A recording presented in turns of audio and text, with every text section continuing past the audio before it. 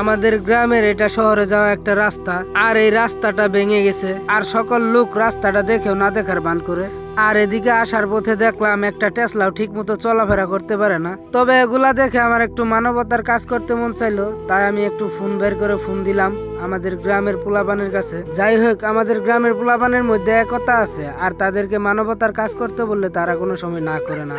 আর ফোনে কথা বলার পর কয়েক মিনিট বসে থাকতে থাকতে তারা চলে আসলো।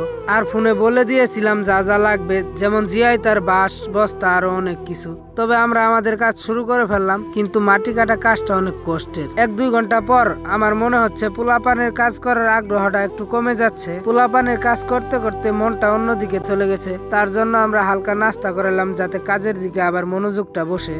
আর তারা নাস্তা করার সময় একটা ভ্যান চলে আসে, তারা নাস্তা করা বাদ দিয়ে ভ্যানটারে পার করে দেয়। আবার অনেকে ভাববেন যে এটা কোনো দলের কাজ কিনা, তবে আমার মুখে যে বলতেছি তা কিন্তু না, ওদের কোনো লোকের কাছ থেকে আপনাদের কিছু কথা শোনাচ্ছি। ভাই, এই জায়গাতে আমাদের দলের কোনো হাত থাকে। হ্যাঁ, আমরা যখনই যাই তখন দেখি রাস্তাঘাটে ভাঙাচোরা।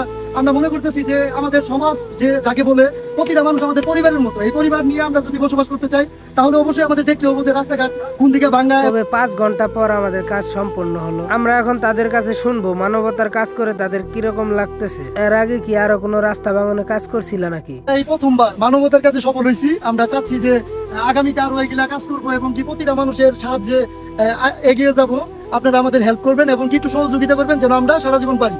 আমাদের যতগুলো ছোট ভাই আছে প্রতিটা ভাইচারিরা নিয়ে আমাদের যুব সমাজগুলারে গড়াইয়া আমরা চাচ্ছি যে এই মানবতার এবং কি এই কাজগুলা আমরা সম্পূর্ণ করবার।